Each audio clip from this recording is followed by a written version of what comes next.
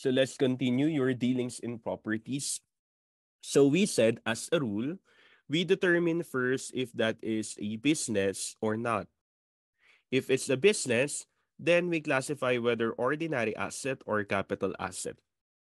If not, then it is purely a capital asset. It is purely a capital asset. And a capital asset can be subjected to RIT or CGT. For CGT, we have your CGT for uh, sale of real property classified as capital asset at 6%, and also your stock directly to buyer at 15%. This one is taxed at presumed gain, while all others are taxed at net gain. Okay? They are taxed at net gain. Furthermore, let's now look into the differences of the CGT for real property and the CGT of stock directly to buyer. So as to object or the subject matter, for real property, of course, the subject matter is a real property. For stock directly to buyer, it is stock. And the basis, again, for real property, it is the presumed gain, while for stock directly to buyer, it is the actual gain. Furthermore, as to the frequency of reporting for real property based on transaction. For stock directly to buyer, there is transaction and there is annualized. The form here is 1706. For real property, stock directly to buyer is 1707 or 1707A. Now, as to the filing of DST, you will file them both using 2000 OT. And then, the tax rate for your DST here is 15 for every 1,000 or 1.5%.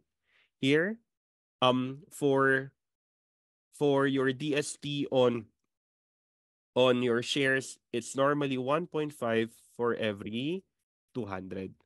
And for the deferred payment, we said as a rule for your deferred payment, for real property, what is only required is that the initial payments is less than or equal to 25%. While for your stock directly to buyer, there are two requirements. First, the selling price must be more than 1,000 and the initial payment is less than or equal to 25%. Okay? That's the difference of your real property and stock directly to buyer.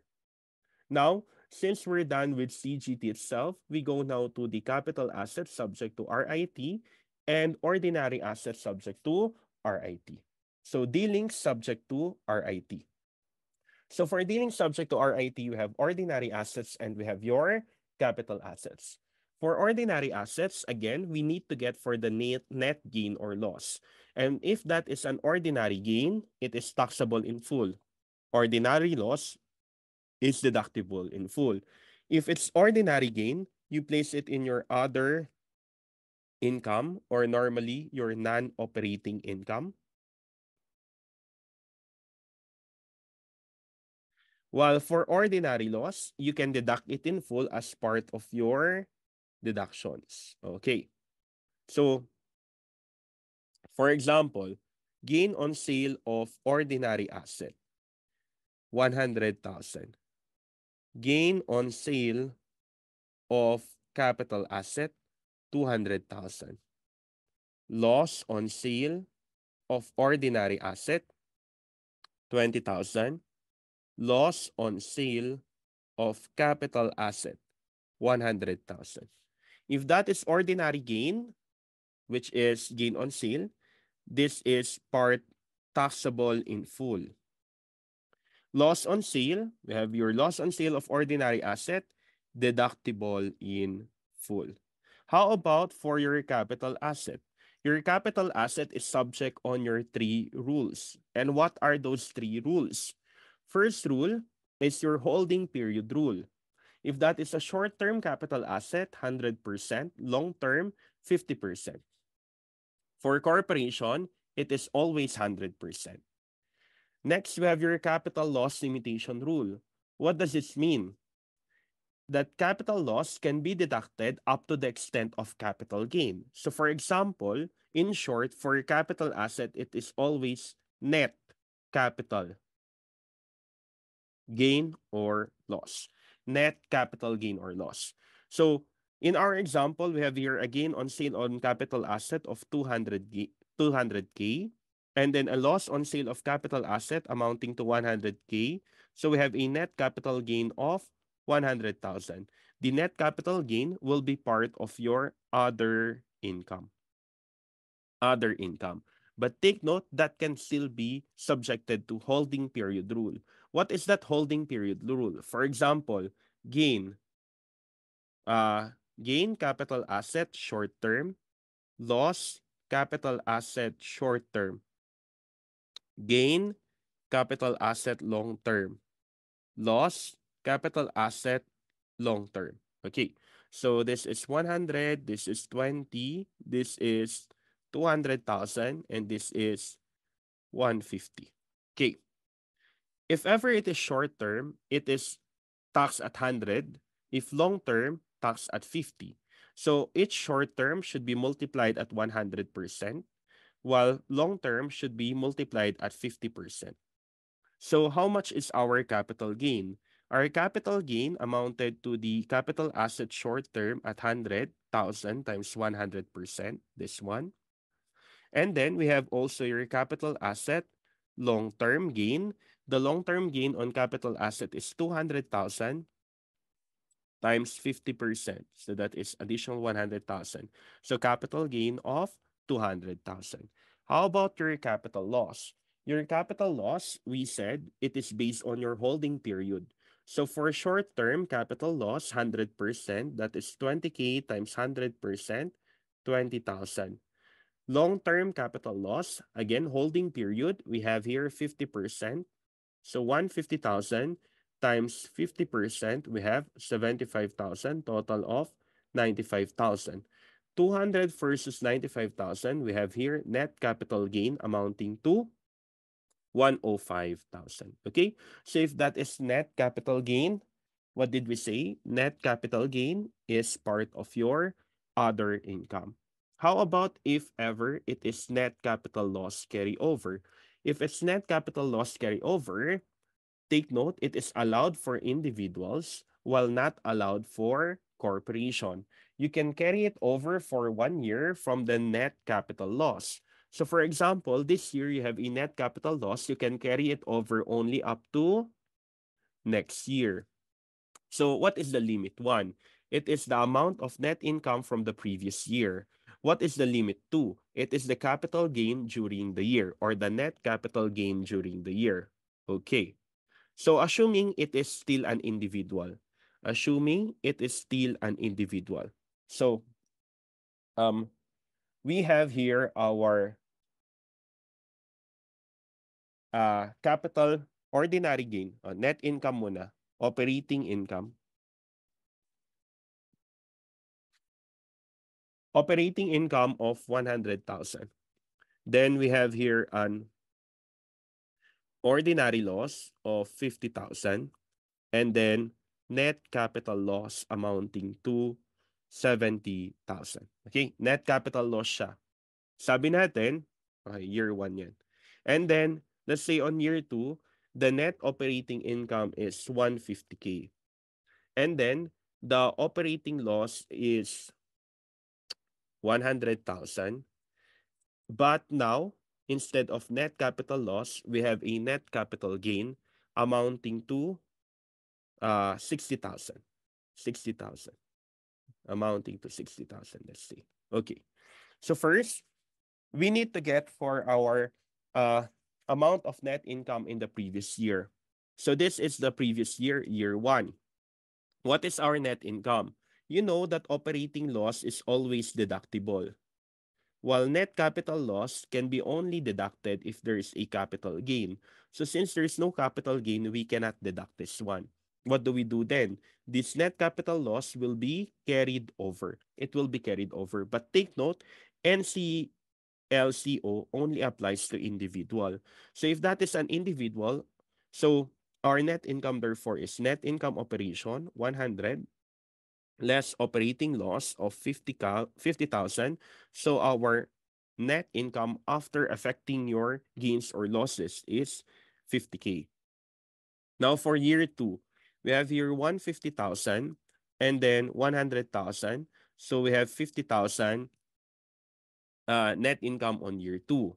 So what is the limit on our NCLCO? We said your NCLCO's limit is the amount of net income previous year. So if we want to carry it over on year two, the previous year net income is 50,000. Next, capital gain during the year. So what is the capital gain on year two? The capital gain on year two is 60,000. And then how much is our actual NCL? 70,000. So we said we are carrying over this 70K. So what is the lowest between the three limits? Our lowest is 50,000.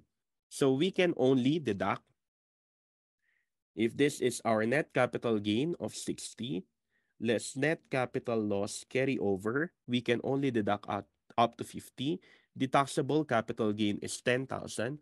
Total taxable income for year 1 and year 2 is 50 and 60,000. 50 and 60,000. Okay? That's for year 1 and for year 2. Now, how about if that is a corporation? If that is a corporation, for year 1, 100, that is your net income, less your operating loss or ordinary loss of 50,000. So your net income is 50. What will happen to the net capital loss of 70K? We said if that is a corporation, it is not carried over. If that is a corporation, it is not carried over. How about on year two? So we have 150 net income, operating loss of 100,000, but now we have a net capital gain amounting to 60K. So since we cannot carry over the 70K, then the total taxable income at year two is 150 less 100 plus 60. We have 110,000. 110,000. That's how we apply NCLCO. Ulitin natin. Pag dealing subject to RIT, always determine this. If it's an ordinary asset, ordinary gain, taxable in full. But if ever, ordinary loss, deductible in full. Pag capital assets, we have three rules. Individual, we have short-term and long-term holding period rule. For corporation, always at 100%. We also have your capital loss limitation rule. What is that capital loss limitation rule? That capital loss can be deducted up to the extent of capital gain. So if there's a capital loss carryover or the capital loss is more than the capital gain, we call it your capital loss carryover. But carryover is only applied to individual, not applied to corporation. And take note, you can only carry over for more than you can only carry over for 1 year. In short, next year from the time you incurred the net capital loss. And it is subject to limit the amount of net income in the previous year and the capital gain during the year. So in our example, we compute the net income in the previous year. Sabi natin, net income in the previous year is 50K. Kaya nilagay natin dito 50K. Next limit is the capital gain in the capital gain during the year. So during the year, we have a capital gain of 60,000. And then you now compare to our NCL. Our NCL earlier was 70,000. 70,000. So the lower between the three is our NCLCO. So our NCLCO, therefore, here, based on the problem, is 50,000 NCLCO. That's why we have here NCLCO of 50,000. So in summary, for our ordinary assets and capital assets subject to RIT, if that is an ordinary asset, ordinary gain, taxable. Ordinary loss, deductible. Capital assets, net capital gain, taxable. Net capital loss, not deductible. It is subject to the rule of NCLCO, applicable only to your individuals. So in short, you will never see a net capital loss under your RIT. It will always be net capital gain. So kung titignan natin, we have here your operating income, right? Plus other income. In your other income, you have there your ordinary gain and net capital gain. But under your deductions, you can only see ordinary loss. Never you will see net capital loss. Net capital loss. And take note, for capital assets, we have the three rules. What are the three rules? First, we have your capital loss limitation rule that your capital loss can be deducted up to the extent of capital gain. Next, we have your holding period rule. For individual, we have whether long term or short term. Long term, you can deduct up you can tax or deduct up to 50%. Short term, always at 100%. But for corporation, it is always at 100%. And then we have your net capital loss carryover applicable only for your individual. Always remember the different limits. Always remember the different limits. Okay?